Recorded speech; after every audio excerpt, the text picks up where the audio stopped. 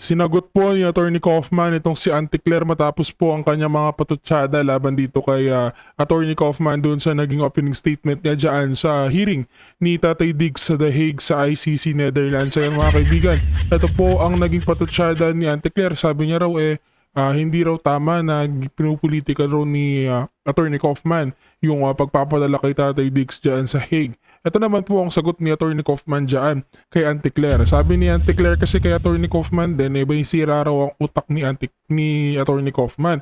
Wow, Auntie Claire, ang kapal naman ng mukha mo. Galing pa talaga sa'yo.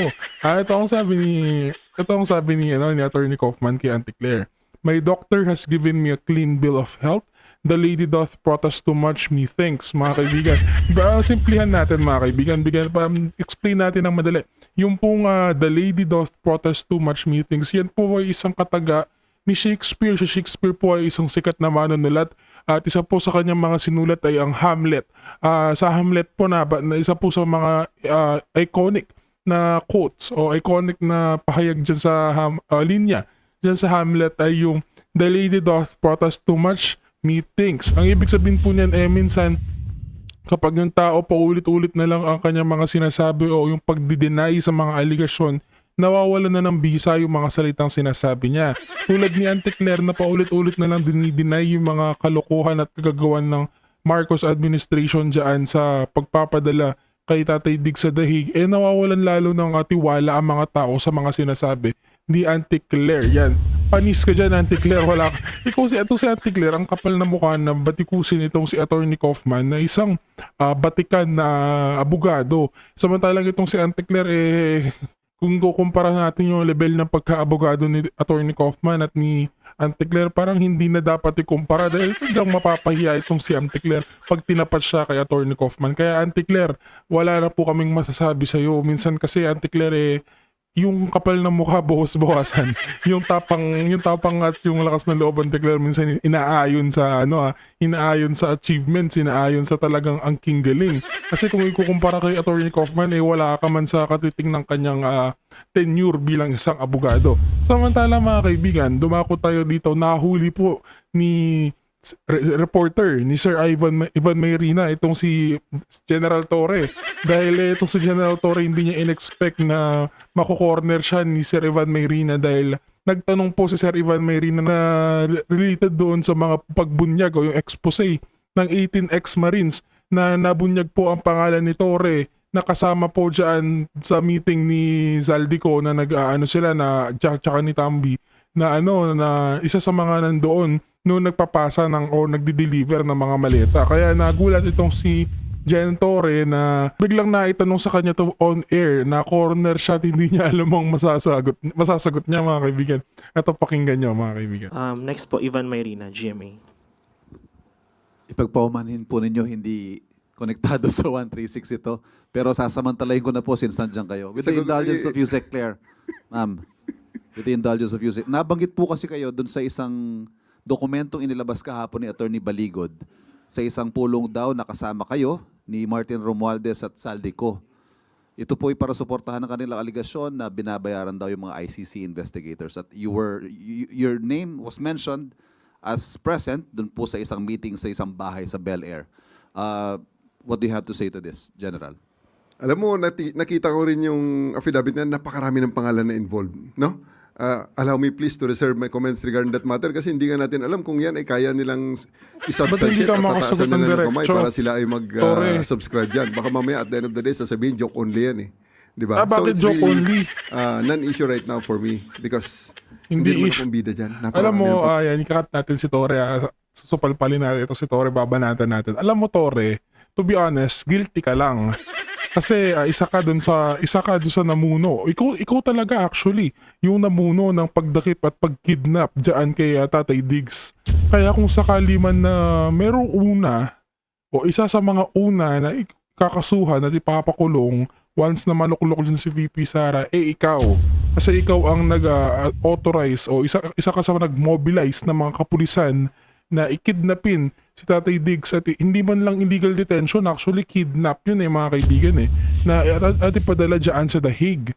Kaya alam mo Torre, sige reserve all you want, i-reserve mo lahat ng komento mo dyan as much as you want. Pero ang taong bayan alam na alam kung ano ang kalokohan na ginawa mo, kung ano ang karumal-dumal na ginawa mong pagkikidnap sa dating Pangulong Rodrigo Duterte. Kaya bakit hindi ka makasagot? Simpleng katanungan lang, involved ka ba o hindi? Bakit hindi mo masagot? Ang dami mong pang patutsada. O, mga kaibigan, wala nang rakta tayo dito sa interview ni Kong Mike Defensor na kung saan in-explain niya ng detalyado yung pag-expose ng 18 na ex-marines patungkol nga po dito sa pag-deliver nila ng maleta. Panoorin natin itong panayam sa kanya ni Katunying at ka Jerry at pakinggan natin ang kanyang masasabi kung paano nga ba nabuo, ano nga ba ang nangyari simula kay Gutesa, nung nag-start kasi lahat yan kay Gutesa hanggang sa 18 na marines na ang nag-expose. Lahat yan malalaman natin sa interview na ito mga kaibigan. Huwag na natin patagalin, panoorin na po natin. Congressman, dating Secretary Mike Defensor, magandang morning! And of course, kay Anthony, ang aking mga bossing. Pasensya na at maaga kaming tumawag. Ganda naman ang background mo. Rilo ba yan? Ah, Kaya sa likod mo? Ano lang, virtual. Virtual. virtual lang pala. Akala ko pa naman. Ganda nung Virtual kan eh. background. Ikaw nga ba ang pasimuno nito, Kong Mike? Hindi akong pasimuno niyan. Actually, kung nakita nyo naman, si Attorney Levy talaga ang kausap ng mga sundalo. May mga tumutulong din na mga opisyal.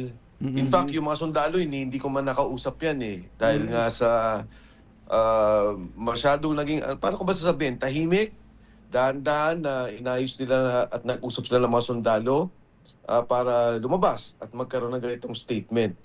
Kasi maraming mga sensitibong bagay yung kanilang pinag-uusapan. At tingin ko, minabuti ni Attorney Levy na talagang tahimik yung pakikipag-usap nila at pagtutulungan nila ng mga sundalo. Sabi niyo may mga tumutulong din na opisyal. Opisyal, sinong opisyal to, Kong Mike? Mga sundalo din. Ganon. Hindi ko Sa sigurado military. kung aktibo o retirado, pero may mga sundalo na talagang siguro nagtulak o nag-udyok at binigyan sila ng gabay kung paano ilalabas tong statement na to.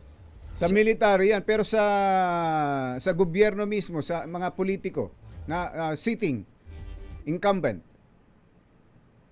Wala namang dahil si Attorney Levy lang eh. Alam niyo ang background ni Attorney Levy para lang humailinaw ko UP Vanguard po 'yan. So, malaki ang kanyang malawak yung kanyang network sa maraming mga opisyal ng ating sandatahang lakas, magkakakilala sila. And pangalawa, kung nare-recall ninyo, si Attorney Levy Baligo din yung abogado, private complainant dun sa Napoles case. Yes, Tama, naalala po tama. natin. Doon unang nakilala yan si Attorney Baligod. Pero kung hindi ikaw ang pasimuno, Sec Mike, ano partisipasyon mo dito sa kasi tinitingnan din yung timing eh. Bakit inilabas ito bisperas ng People Power Revolution anniversary? Actually, kung time ng pag-uusapan, sana mga 2 weeks ago pa, o 1 week ago pa lumabas para tama-tama talaga doon sa oras ng pagkakaroon ng pagkilala ng EDSA Revolution. Pero ako mismo, particular, syempre ang interest ko dito, yung kay Sergeant Cotesa. Kasi kung nare-recall ninyo, Jerry and Anthony, yung nung magsalita si Sergeant Cotesa at nung ako'y magpaliwanag, tumatawag sa telepono eh. Si Sergeant Cotesa ng panahong yun, may sinasabihan siya, tulungan niyo ako, samahan niyo ako.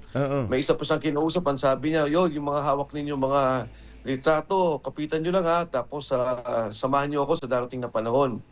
Nagulat ako, yung dalawa doon, yung kausap mismo ni Sergeant Cotesa. Kaya para sa akin, malaking bagay ito na una, matulungan yung mga binabanggit na sinabi ni Sergeant Cotesa. Sumunod dyan, di ba, lumabas si Congressman Saldico, at ito nga sila. Kasi itong mga sinasabi ng mga taong to, first-hand information. Sila yung talagang kasama, sila yung nagdala, sila yung nagbalot ng pera. Kaya napakahalaga ng mga testimonya na mga binabanggit nila. So, sa palagay ko, dapat talaga magkaroon ng malalim na investigasyon tungkol dito dahil ito na lahat lumalabas na. Si Gutesa, yung binanggit niya, si Saldico, yung mga marami niyang binanggit, yung mga ebidensyang yun o mga testimonang yun, hindi man lang nagamit Hindi ito nagkaroon ng pagliliti o hindi ginamit Hindi na bilang imbestigahan. ebidensya. So yung para sa Kang Blue Mike, Ribbon Committee. Kang Mike, ang sinasabi niyo ba sila ng lahat ito? Wala nang hindi lumalantad. 18 Marines to. Tapos merong si Gutesa, panlabing siya. Meron pa bang iba na hindi pa nako-convince?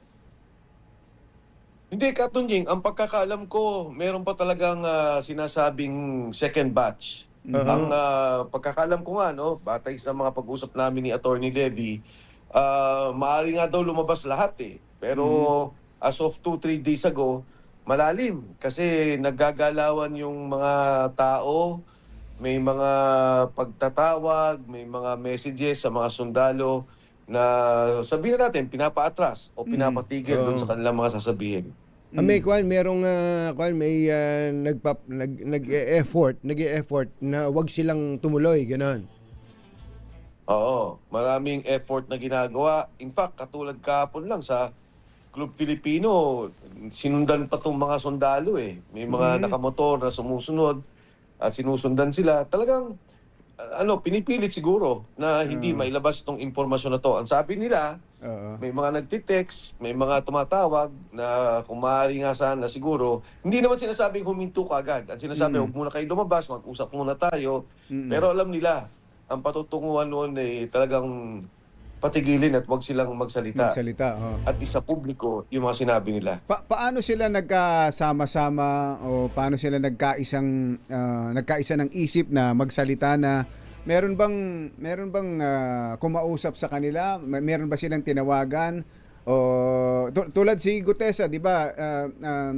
Isa ka Kong Mike sa nilapitan. Dito sa grupong ito sa 18, meron bang ganon? Ang pagkakaalam ko dito, Jerry, meron sila kasing mga sinasabing mga commanding officers. Hindi naman commanding kasi retired na naman silang lahat. Pero may mga involved na mga colonel, may involved na general. Ito din yung mga kasama ni Congressman Saldico. Kaya ko nabanggit yung mga retiradong mga opisyal dahil sila yung luminya na kung maaaring makausap yung mga sundalo. At mula doon, nagkaroon na ng direktang pag-uusap kay Attorney Levy. Itong mga sundalo natin, yung mga Marines. And nagkaroon sila ng pagkakaisa na talagang magkaroon ng paglahad. Kung titingnan nyo, joint affidavit yun Isang buong affidavit yun. Pero iba-iba naman talaga ang kanilang isinagawa. Kunyari, may mga na-involved sa ICC, sa pagdi-deliver, sa mga iba't ibang kongresista na nakakalagay doon, mga senador, iba-ibang grupo yun na hindi naman isang 18 na nakasama sila. Pero ginawa nila isang buong affidavit na ang ibinulong nila ng paglalahad. Na isa lang. Dito. Isa lang affidavit para sa kanilang lahat. Pero ito ba in coordination o with Congressman Zaldico? Ginawa ba nila ito nang nalalaman o may timbre o may impormasyon galing kay Zaldico? Dahil sabi mo nga, yung mga sinabi noon ni Zaldico at ni Gutesa ay tumutugma sa sinasabi ngayon ng 18 Marines. Wala silang direktang pagtutugma kung dun sa mga sinabi. Pero kung nare-recall ninyo, nung nag-file kami ng impeachment complaint na nakapag-usap kami ni Congressman Saldico, di ba, ang una kong binanggit doon, sabi ko, Saldi, pagka lumabas to, kukunin ka namin as witness at wala kaming inihiling sa'yo, kundi sabihin mo lang yung sinabi mo doon sa video. Siguro maaaring magdetalye tungkol doon sa mga binanggit mo. At doon naman ay pumayag siya. At dito naman sa particular na sitwasyon na to, ang sinabi ko lang na may mga lalabas. May lalabas kang mga tao at magsasalita. Hindi alam ni Saldi kung sino-sino yung mga to at ano mga sasabihin nila. So siguro, mula ngayon, hindi ko alam kasi si Congressman Saldi naman, hindi ko na, kumbaga ang direkta namin, di direktang pag-uusap Meron kami dinadaanan na platform na doon kami nakakapag-usap. Pero sa palagay ko naman, dahil wala naman sinabi yung mga sundalo niya na labag o labas doon sa mga binanggit niya. Siguro, at most, yung binanggit lang yung pagdi-deliver ng pera, siya siguro makakapagbigay mismo ng Detalye, substansya. Ano ba talaga yun? Particular dito yung $100 million na binabanggit ninyo, di ba? nung matanong ko yan kay Saldi noong araw, ang sinabi niya lang sa akin, hindi ko alam yan, pero toong may pera. May binigay ako ng pera kay Mark Teskay at Paul Estrada. At nabanggit din, no? Si Senator Trillanes noon sa aming pag-uusap. Siya mismo yung nagsabi na wala akong alam, si Senator Trillanes ang may alam dyan. So alam na ni Kong Saldi itong gagawin ng 18 Marines? More or less alam niya. Hindi eksaktong alam niya yung detalye kasi hindi niya alam kung sino yung mga tao. Pero more or less alam niya. Dahil nga siguro wala siya rito at hindi niya rin nakakausap. Dahil wala na sa kanya tong mga to eh. Wala na sa trabaho. Ito yung mga nag-alisan sa trabaho na tapos sila nitong Enero ng taong ngayon, 2026. So paano po ang kanilang security, Kong Mike? Kanyang nakita mo naman, ang lalaki nito mga Marines eh. Oo. Kung security, tingin ko naman, kung security, sila mismo kaya nila. At isa yung sa bagay na kaya din maganda na marami sila dahil mismo sila, matatapang tong mga taong to. In fact pala, sorry doon sa pag-uusap, nagsabi sila. Sabi nila, kung sa bayan nga handa tayong mamatay.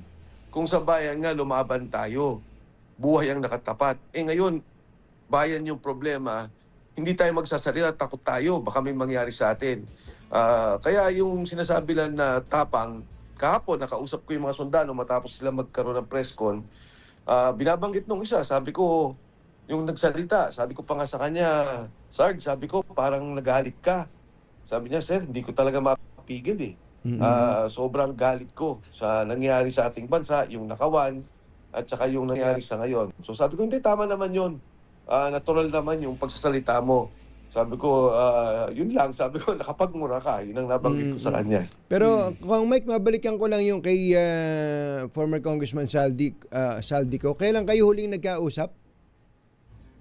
Matagal na to, Katunying. Siguro nung impeachment, 2 weeks before impeachment pa to. Siguro mga 1 buwan na. Meron? May 1 buwan na. Opo.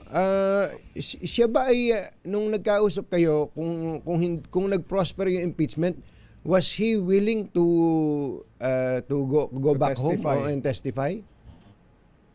Ang Katunying, ang napag-usapan namin yun, ang sinabi ko sa kanya, pag pinayagan ng komite ng House of Justice under suspended rules, dahil ginagawa naman namin yan, pinapayagan, under oath, na ikaw ay lalabas doon, tatanungin. So sabi naman niya, sige, sabi niya, pag-iisipan ko kung paano yan, okay naman ako. Pero sabi niya sa akin, pagka pinayagan, wala akong magagawa. Kasi sabi ko naman, wala kang sasabing dagdag Kung ano naman sinabi mo sa video mo, yun yung gagamitin namin. At yun din ang kailangan namin doon sa impeachment trial. So sa kwan din yun, online ang pag-testify niya kung sakali, ganun ba? Yes, Katunying. Kasi nga medyo paulit-ulit niyang sinasabi na takot siya, yung delikado siya, delikado pamilya niya, and ang binanggit ko sa kanya yung online. Online. Online. Tapos itong 18, nabanggit yung kanina yung timing Kung inilabas nyo, kailan nyo ba sila naipon? At ang totoo nun, mas maganda sana kung talagang ganito katatagang kanilang testimonya. Di nung bago nag-file ng impeachment laban kay Pangulong Bongbong Marcos, noon nila sinabi lahat ito sa inyo. Kailan ba nabuo itong testimonya na to? Tama yun, Katunying.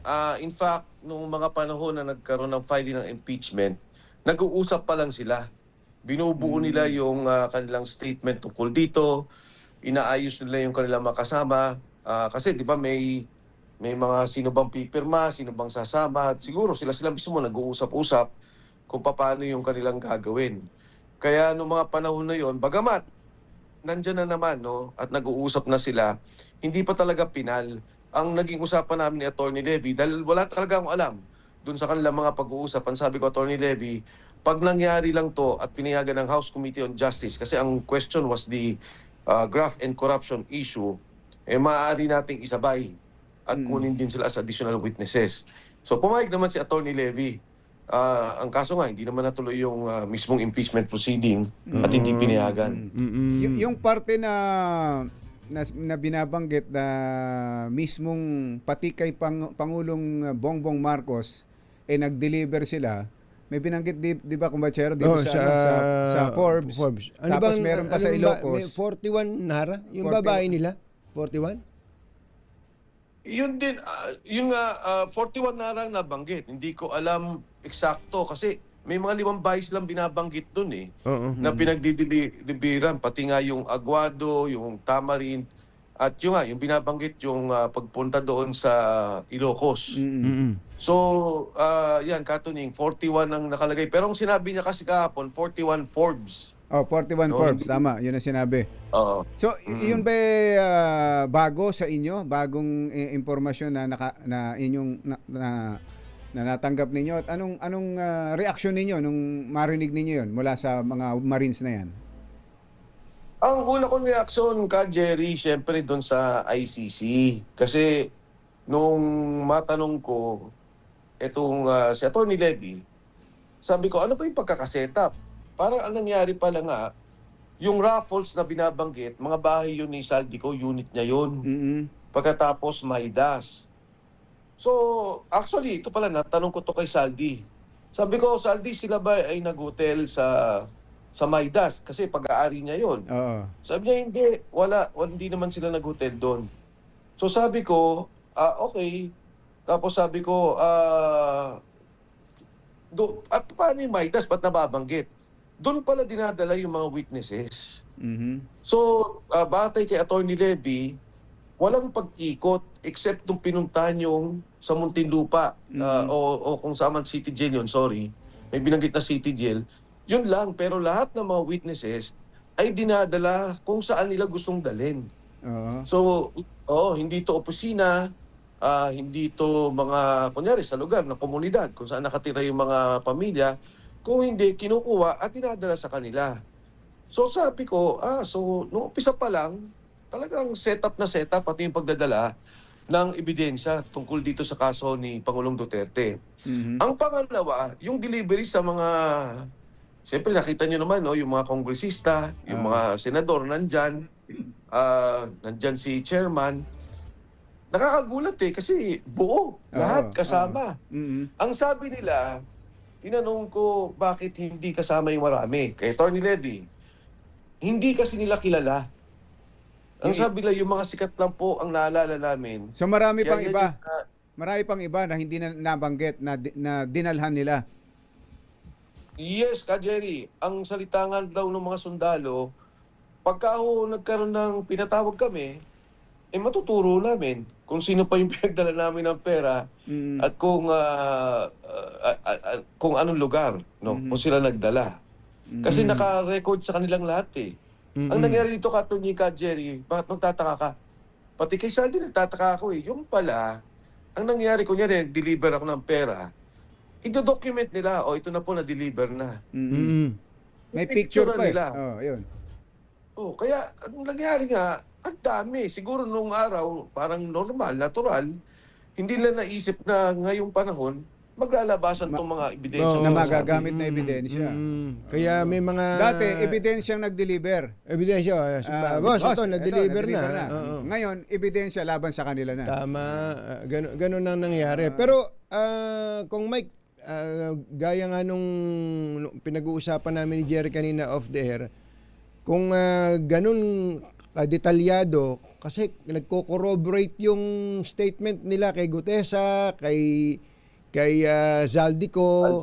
Actually, medyo mabigat yun eh. Ang tanong doon, sana huwag namang mahaluan ng ibang kwento kasi oras na may madamay dyan na mali yung konteksto nila ng kwento. Mali na lahat. Guguho yung kanilang kwento. Kaya dapat masiguro nila na tama yung buong kwento. Baka may mga Baka masingitan.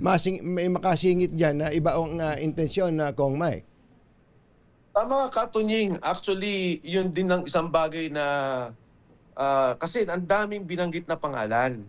So, iyan yung isang bagay na dapat talagang pag-ingatan dahil alam mo naman si Congressman Saldico, negosyante rin naman siya, di ba?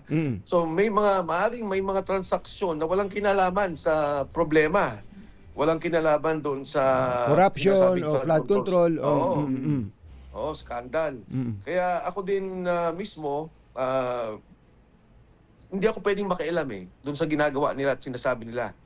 Di ba? Nung nakita ko yung affidavit, hindi ako pwedeng magsalita tungkol doon. Nasabihin, tanggalin nyo to o hindi pwede to. Kasi nga, nanggaling sa pag-uusap nila doon sa kanilang nakita. Mm. Pero tama ka, Katunying, dapat din, ingatan din talaga na wag naman madamay ang... Baka mamaya may utang talaga si Saldi, may binayaran, pinadala. Naisulat doon, medyo unfair din naman yun. Pwede rin mangyari yung ganun. Panghuli na lang, Sige, ano susunod? Ngayong lumantad dito, nagsalita, may affidavit, ano susunod? Well, Jerry, Katunying, magsasalita sila dahil hindi sa ombudsman, idadalhin to ni Attorney Levy Baligod. Ombudsman. Kaya hindi pa nga makapagpadala ng isang notaryado at pirmadong affidavit. May mga kumakalat po sa ngayon, hindi po yan Aha. yung affidavit na totoo. Ah, Yun ganun? po ay hawak ni Attorney Levy. So ito po, paglabas po nito, ibibigay na official sa media. At matapos yan, Jerry, Katunying, magsasalita mismo yung mga tao, yung mga sundalo tungkol dito sa isyong to. So ako naman po, katulad na banggit ko, sumusuporta ako sa kanila, naniniwala ako dun sa kanilang mga sinasabi. And ito yung pagpapatunay din dun sa binanggit ni Sergeant Cotesa. Ang inaasahan ko, sana malocate namin talaga si Sergeant Cotesa na magkasama-sama na talaga at mabuo yung mga kanilang salaysay na pinapanindigan at pinapatunayan at pinapakita sa sambayan ng Pilipino. Bang Mike, maraming Maraming salamat salamat sa po. oras. Thank you. Thank you. Jerry, Katunying, salamat.